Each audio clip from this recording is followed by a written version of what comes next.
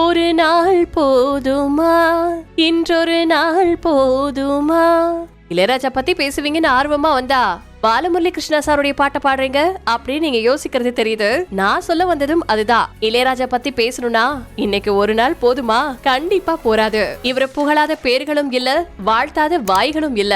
இளையராஜா அப்படிங்கிறது ஒரு மனுஷன் மட்டும் கிடையாது, ஒட்டுமொத்த தமிழர்களின் இமோஷன். நீங்க ஹாப்பியா இருக்கீங்களா? அப்ப இளையராஜாவுடைய பாட்டை கேளுங்க, உங்களுடைய சந்தோஷம் ரெட்டிப்பாகும். சோகமா இருக்கீங்களா? அப்பவும் இளையராஜாவோட பாடல் உங்களுடைய சோகத்துக்கு மருந்தா இருக்கும். லவ் மூட்ல இருக்கீங்களா? நீங்களே கவிஞர்கள் ஆயிடுவீங்க. அந்த அளவுக்கு அவருடைய இசை நம்மள காதல் வயப்படுத்தும். தமிழ் சினிமா பாடல்களுடைய ட்ரெண்டையே மாத்தினவரு. இந்த ராகத்துல இப்படிலாம் கூட பாட முடியுமா அப்படின்னு பல பேரையும் ஆச்சரியப்படுத்தினவரு. இசைத்துறையை பொறுத்த வரைக்கும் டாக்டரேட்டுக்கு மேல பல சாதனைகளை படைச்ச இளையராஜா பத்தி தான் இன்னைக்கு பயோல நம்ம பார்க்க போறோம். இன்னைக்கு அவருக்கு பிறந்த நாள். இல்ல இன்னைக்கு இசை பிறந்த நாள். அவரை வாழ்த்தி அவருடைய திறமைக்கு ஒரு வணக்கத்தை சொல்லிட்டு அவரை பத்தின சுவாரஸ்யமான சில விஷயங்களை உங்களோட நான் ஷேர் பண்ணிக்கிறேன். கூடிய சீக்கிரமே நம்ம இளையராஜாவுடைய பயோகிராஃபிய நம்ம தனுஷ் நடிக்க சீக்கிரமாவே நம்ம பிக் ஸ்கிரீன்ல பார்க்கலாம். நம்ம தமிழ் மக்களை பொறுத்த வரைக்கும் நான் மட்டும் கிடையாது, இந்த உலகத்துல இருக்கக்கூடிய அத்தனை பேரும் அவருடைய இசைக்கு அடிமை அப்படின்னே சொல்லலாம். அவருடைய 4வது வயசுலதான் இசை மேல அவருக்கு ஒரு தீராத பற்று ஏற்பட்டிருக்கு. ஒரு இசை மேதைய எழுப்பக்கூடிய ஒரு உந்து விசையா அமைஞ்சது ஒரு பாட்டு. லைலா மஜ்னு அப்படிங்கிற படத்துல CR சுப்பராமனுடைய இசையில SD சுந்தரம் அவருடைய வரிகள்ல கண்டசாலா பாடின பாட்டு தான் எனது உயிர் உருகும் நிலை சொல்லுவாய் நீ வான்மதியே அப்படிங்கிற ஒரு பாட்டு. இந்த பாட்டு கேட்டதுக்கு அப்புறமா மஜ்னுவை விட லைலாவை அதிகமா காதலிச்சது நான் தான் அப்படின்னு சொல்லியிருந்திருக்காரு இளையராஜா அவர்கள். நோட்லாம் லைலா லைலான்னு எழுதி வச்சு அடி கூட வாங்கியிருக்கிறாருன்னா பாருங்களேன். இசை ஆர்வம் வந்தது இந்த பாட்டை கேட்டு. ஆனா அவர் இசை அமைச்சது அவங்க அம்மாவோட பாட்டை கேட்டு. அன்னக்கிளி படத்துல புள்ளி போட்ட ரவிக்கு காரி புளியம்பு சேலக்காரி நெல்லறுக்க போகையில் யார் கண்ணி உந்தன் காவலடி, இதெல்லாம் அவங்க அம்மா பாடின லைன்ஸ். இத கொஞ்சம் டெவலப் பண்ணி அன்னக்கிளி உன்ன தேடுது அப்படின்னு ஆரம்பிச்சு அன்னக்கிளியில தொடங்கினாரு தன்னுடைய சுவாரஸ்யமான ஒரு இசை பயணத்தை. ஆக்சுவலா உயிர் அப்படிங்கிற படத்துக்கு இவரை வாசிக்கிறதுக்கு கூப்பிட்டுட்டாங்க. இவரும் கருமாரியம்மன் கோவிலுக்கு போய் தன்னுடைய முதல் படத்துல வாசிக்க போறேன் அப்படின்னு சாமியெல்லாம் கும்பிட்டு பக்தி பரவசத்தோட அந்த ஸ்டுடியோல வந்து நிக்கிறாரு. கடைசியில உன்னோட டியூன் எங்களுக்கு பிடிக்கலப்பா, நீங்க போயிட்டு வாங்க அப்புறம் பாக்கலாம் அப்படின்னு சொல்லிட்டாங்களா. 5 வருஷம் கழிச்சு வந்தா சுக்கு நூறா எல்லாத்தையும் உடைச்சு எரிஞ்சுட்டான். எல்லா தடைகளையும் தகர்த்து எரிஞ்சு ராஜாவா இளையராஜாவா உருவெடுக்கிறான் அப்படின்னு சொல்லி இந்த ஒரு சுவாரஸ்யமான விஷயத்த ஷேர் பண்ணியிருக்காரு வாலி அவர்கள். GK வெங்கடேஷ் அவர்கள் கிட்ட அசிஸ்டண்டா ஒர்க் பண்ணும்போது கண்ணதாசன் அவர்களுக்கு ராஜா அப்படின்னா யாருன்னு தெரியும். ஆனா அன்னக்கிளி ஹிட்டுக்கு அப்புறமா தொடர்ந்து இவர் பல படங்களுக்கு வாசிக்க ஆரம்பிக்கிறாரு. அப்ப கண்ணதாசன் கிட்ட போய் சொல்றாங்க, இளையராஜான்னு ஒரு பையன் வந்திருக்கான், பாட்டெல்லாம் நல்லா போட்டிருக்கான் அப்படின்னு சொல்லி கொஞ்சம் கொஞ்சமா பேரெல்லாம் பரவ ஆரம்பிக்குது. யார் அது அப்படின்னு சொல்லி தெரியாம பாத்திருக்காரு. அவரை நேர்ல பார்த்ததுக்கு அப்புறம் தான் அட நம்ம ராஜாடா, இளையராஜான்னு சொன்னதுதான் எனக்கு தெரியாம போயிடுச்சு அப்படின்ட்டு தன்னுடைய முதல் பாடலா இளையராஜா அவர்களுக்கு எழுதுறாரு. ராஜாவா ராஜாவா அப்படின்னு சொல்லி அவரை ஆசீர்வதிக்கிற விதமா இவர் முதல்ல எழுதின வரிகள் ராஜாவா ராஜாவா அப்படிங்கிற பாட்டு தான். அதே மாதிரி வாலி அவர்கள் பிரியாவிடை அப்படிங்கிற படத்துல அவருடைய ஆசீர்வாதத்தை கொடுக்கிற வகையில ராஜாவா பாருங்க அப்படின்னு தன்னுடைய முதல் பாட்டை இளையராஜாவுக்காக எழுதுறாரு. அந்த ஒரு பாடலும் எனக்கு அவருடைய ஆசீர்வாதமா கிடைச்சிச்சு அப்படின்னு சிலாகிச்சு பேசியிருக்காரு இளையராஜா. அதுக்கப்புறமா இவர் இன்ஸ்பயர் ஆனார் இல்லையா. லைலா மஜ்னு படத்துல வரக்கூடிய அந்த முதல் பாடல், அதுல வான்மதியே அப்படின்னு சொல்லி ஒரு வார்த்தை வரும். அந்த வார்த்தை அவருக்கு ரொம்ப ரொம்ப பிடிக்குமா. அதனாலேயே அந்த வான்மதி வச்சு பல பாடல்கள் இவரு கம்போஸ் பண்ணிருக்காரு. அடி வான்மதி என் காதலி வான்மதி ஓ வான்மதி.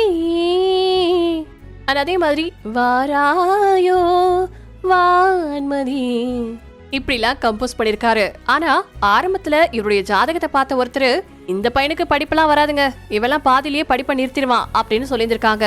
ஆனா இவர் வைராகியமா அது எப்படி நான் படிச்சு காட்டுவேன் அப்படின்னு சொல்லிட்டு ஸ்கூல் போயிருந்திருக்காரு. ஆனா எதிர்பாராத விதமா குடும்ப சூழ்நிலை காரணமா இவர் 9th அப்புறமா படிக்க முடியாத ஒரு சூழல் உருவாயிடுச்சு. அவங்க மாமா கூட போறாரு. ஒரு அசிஸ்டண்டா ஏதோ ஒரு வேலை பார்த்து மாசம் 10 ரூபாய் சம்பளத்துக்கு வேலைக்கு சேர்றாரு. வாழ்க்கையில படிப்படியா முன்னேறது அப்படின்னு சொல்லுவாங்க இல்லையா, அது யாருக்கு பொருந்ததோ இல்லையோ நம்ம இசைஞானிக்கு பக்காவா பொருந்தோம். இது கூட புது ராகம் படைப்பதாலே நானும் இறைவனே இளையராஜாவுடைய வருகை பல பேரை உருவாக்கி இருக்கு, பல பேரை உயரத்துக்கு கொண்டுட்டு போய் வச்சிருந்திருக்கு. அந்த வகையில எல்ஆர் ஈஸ்வரி அம்மாவும் சுஷீலா அம்மாவும் கொடி கட்டி பறந்த சமயத்துல ஜானகி அம்மா அவங்களுடைய இசைத்துறையில அவங்க சாதிக்கிறதுக்கு ஆயிரக்கணக்கான பாடல்களை கொடுத்தாரு நம்ம இசை ஞானி. குறிப்பா சுஷீலா அம்மாவுக்கு அதிக பாடல் கொடுக்காததுக்கும் எல்ஆர் ஈஸ்வரி அம்மாவுக்கு ஒரு பாடல் கூட கொடுக்காம இருந்ததுக்கும் பல காரணங்கள் சொல்லப்பட்டிருக்கு. அது எந்த அளவுக்கு உண்மை அப்படிங்கறது நமக்கு தெரியாது. இசை ஞானிக்கு கோடிக்கணக்கில் ரசிகர்கள் இருக்காங்க. அந்த கோடியில செலிபிரிட்டிஸும் முக்கால்வாசி இருக்காங்க. சினிமா துறையில இருக்கக்கூடிய 100% பேரு இல்லனா 99% பேராவது நம்ம இசைஞானியின் ரசிகர்களா தான் இருப்பாங்க. அந்த மாதிரி இளையராஜாவுடைய தீவிர பக்தர்களா இருக்கக்கூடிய சில பேரு அவரை பத்தி என்னென்ன விஷயங்கள் சொல்லிருக்காங்க, இந்த ஒரு பாட்டாலதான் நான் ஈர்க்கப்பட்டேன் அப்படின்னு ஒவ்வொருத்தரும் சொல்லிருக்கக்கூடிய விஷயங்களை இப்ப நான் உங்களுக்கு சொல்ல போறேன். வளர்ந்து வரும் ஒரு மிகச்சிறந்த பாடகரான ஸ்ரீராம் என்ன சொல்லிருக்காருன்னா, அவர் சொல்லித்தரதுல ஒரு நோட் கூட மாறவே கூடாது, அப்படியே பாடிட்டு அப்படியே வந்துட வேண்டியதான். இளையராஜா இசையில ஸ்ரீராம் பாடின இந்த பாட்டு செம்ம ஹிட் ஆச்சு. ஒன்ன நினைச்சு நினைச்சு உருகி போனே மெழுகா. அண்ட் இதுவே பிரசன்னா என்ன சொல்லியிருந்தாருன்னா, ஒரு முறை ஆடிஷனுக்காக என்னை வர சொல்லியிருந்தாரு. அவர் எவ்வளவு பெரிய லெஜெண்ட், அவர் முன்னாடி பாடுறதுனாவே கை கால்லாம் உதறிரும்.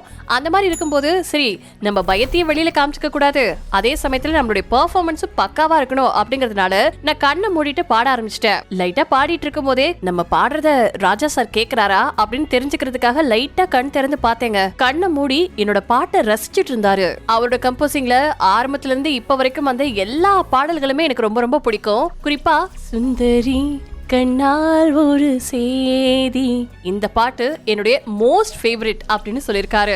இவர் மட்டும் கிடையாது, இந்த பாட்டை எல்லா செலிபிரிட்டிஸுமே சொல்லிருக்காங்க. அதே மாதிரி சாம் சிஎஸ் என்ன சொல்லியிருந்தாருன்னா, இசைங்கிறது காலத்துக்கு ஏற்ப மாறக்கூடிய விஷயம் கிடையாது, அது நம்முடைய மனநிலையை பொறுத்தது. எந்த ஒரு மனநிலையில இருந்தாலும் நம்ம கேட்கக்கூடிய ஒரு பாடல் அது இளையராஜா பாடலா தான் இருக்கும். என்னோட பாடல்கள்ல பாத்தீங்கன்னா எப்பவுமே அவர் இருந்துகிட்டே தான் இருப்பாரு. அதுக்காக நான் அவரை காப்பி அடிக்கிறேன்னு நினைச்சுக்காதீங்க.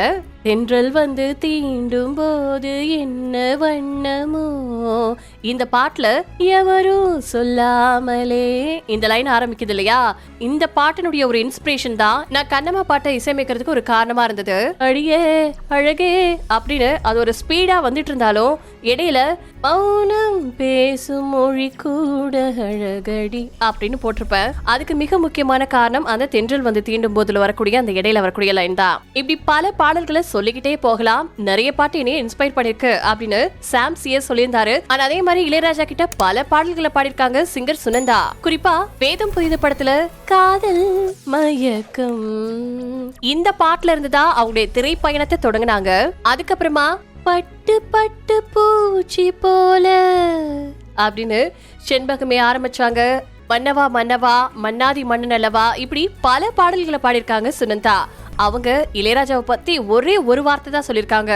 அது என்னன்னா, இசைத்துறையை பொறுத்த வரைக்கும் அவர் ஒரு பெர்ஃபெக்ஷனிஸ்ட். அவர்கிட்ட பாட போகும்போதே ஒரு முக்கியமான எக்ஸாம் எழுத போற அந்த ஒரு ஃபீல் மட்டும்தான் இருக்கும். பாடி முடிச்சுட்டு வெளியில வந்ததுக்கு அப்புறமா சின்ன சின்ன விஷயங்கள் கூட நமக்கு சொல்லுவாரு.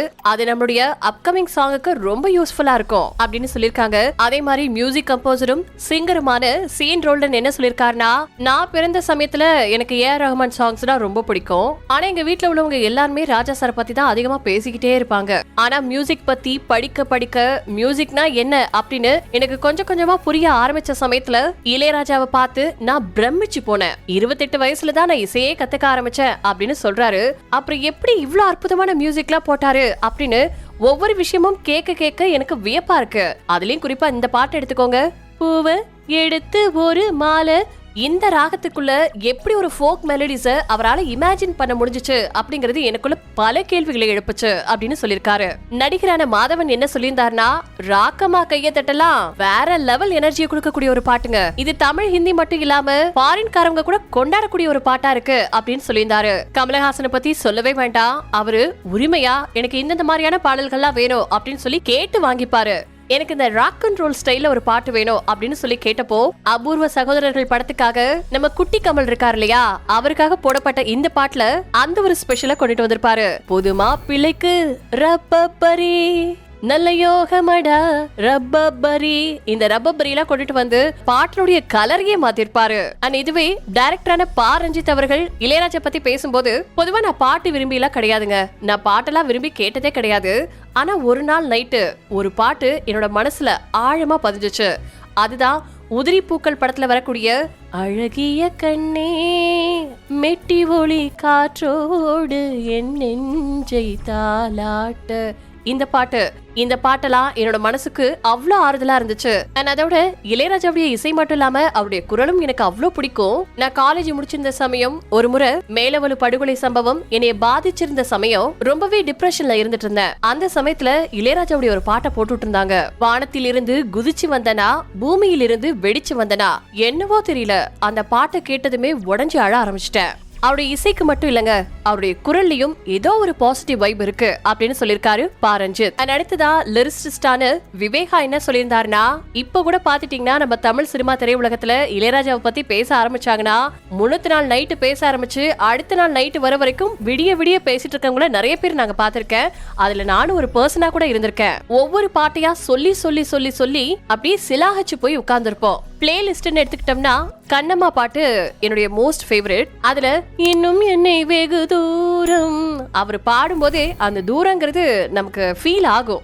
அதுதான் அவருடைய ஸ்பெஷலே அப்படின்னு சொல்லியிருந்திருக்காரு. அடுத்ததா பாடலாசிரியரான ஸ்நேகன் என்ன சொல்லியிருந்தாருன்னா, இன்னைக்கும் தமிழ காடு கரணையெல்லாம் சுத்திட்டு வந்துட்டு அத்தனை வேலைகளையும் பார்த்துட்டு கண்ணு மூடி இது எனக்கான பாட்டு அப்படின்னு கேட்டு ஓய்வெடுக்க கண்மூடி சாய்ரானா, அந்த சமயத்துல ஒழிக்கக்கூடிய பாட்டு இளையராஜாவுடைய பாட்டா மட்டும்தான் இருக்கும். துளசி மாடத்தை மட்டுமே சுத்திட்டு இருந்த இசைய கருவேல காட்டு பக்கத்துலயும் சுத்த வச்சவரு அவர் மட்டும்தான். எல்லாருக்குமே எல்லாரையுமே பிடிக்கும்லாம் சொல்ல முடியாது. ஏன் கடவுளை வெறுக்கிறவங்க இல்லையா? அந்த மாதிரிதான் என்னை பொறுத்த வரைக்கும் இசைத்துறைக்கு தமிழ் மக்களுக்கு கிடைச்ச வரம் இளையராஜா அப்படின்னு சொல்லிருக்காரு ஸ்நேகன். அதே மாதிரி ஜேம்ஸ் வசந்தன் ஒரு இன்ட்ரெஸ்டிங்கான விஷயத்த ஷேர் பண்ணிருக்காரு. அன்னக்கிளி படம் ரிலீஸ் ஆகி செம்ம ஹிட் அடிச்சிருச்சு. அதனுடைய 175வது நாள் திருச்சியில செலிப்ரேட் பண்றாங்க. இளையராஜாவுக்கு ஒரு பாராட்டு விழா மாதிரி வச்சு மேடையெல்லாம் அமைச்சு அந்த படத்துல இருக்கக்கூடிய எல்லா பாடல்களையுமே பாடி அந்த ப்ரோக்ராம் நடந்துச்சு. யாரோ இளையராஜாவாமா, அவருக்கு இன்னைக்கு பாராட்டு விழா, எல்லாரும் இங்க வராங்க அப்படின்னு சொன்னதும் அங்கிருந்தே தொடங்கிருச்சு என்னுடைய இசை பயணம். எனக்கு ரொம்ப குஷி ஆயிடுச்சு. ஏன்னா நிகழ்ச்சி நடந்தது எங்க வீட்டுக்கு முன்னாடிதான். அன்னைக்கு 175வது நாள் பாராட்டு விழாவில் இளையராஜாவுடைய ஃபர்ஸ்ட் கான்சர்ட்ல அந்த ஸ்டேஜ்ல முதல்ல பாடின பாட்டு யாருக்காவது தெரியுமா? ஆனா எனக்கு தெரியும். MSV இசையில வந்து அவன்தான் மனிதன் படத்துல வரக்கூடிய வணக்கம் பலமுறை சொன்னேன் சபையினர் முன்னை, இந்த பாட்டை TMS சுஷிலாவும் பாடினாங்க. அதுக்கப்புறமா தான் அன்னைக்கிளி படத்துல வரக்கூடிய ஒவ்வொரு பாடல்களா எல்லா பாடகர்களும் பாட ஆரம்பிச்சாங்க அப்படின்னு இந்த ஒரு இன்ட்ரெஸ்டிங்கான விஷயத்த சொல்லிருக்காரு ஜேம்ஸ் வசந்தன்.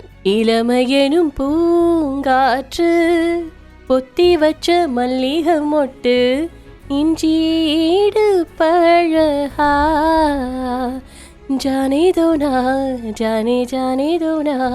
காற்று மண்டலத்தையே தன்னுடைய கட்டுப்பாட்டுக்குள்ள வச்சுக்கிட்டு காற்றோடு கலந்த இசையா எப்பவுமே நம்மள ஆட்கொண்டுட்டு இருக்காரு இசை ஞானி. இவர் இசை ஞானி இல்ல, இசை மேனி அப்படின்னு தான் பல பேரால பாராட்டப்பட்டு வந்துட்டு இருக்காரு. இவருக்கு இனிய பிறந்த நாள் வாழ்த்துக்களை சொல்லிட்டு இன்னும் இவரை பேசி அந்த தாகம் குறையவே இல்ல அப்படிங்கிற மன வருத்தத்தோட திரும்பவும் ஒரு சந்தர்ப்பத்துல இவரை பத்தி கண்டிப்பா பேசலாம் அப்படிங்கறத சொல்லிட்டு இவர் இசையில வந்து பல பாடல்களை நம்மள ஒண்ணுமே இல்ல அப்படின்னு சொல்ல வச்சிருக்கு. எல்லா சமயத்திலயும் நீங்க கேட்கக்கூடிய அந்த ஒரு பாட்டு எந்த பாட்டு அப்படிங்கறத மறக்காம கமெண்ட்ஸ்ல ஷேர் பண்ணுங்க. அண்ட் உங்களுடைய பர்த்டே விஷஸ உங்க ஸ்டைல்ல நீங்களே சொல்லிடுங்க ராஜா சாருக்கு.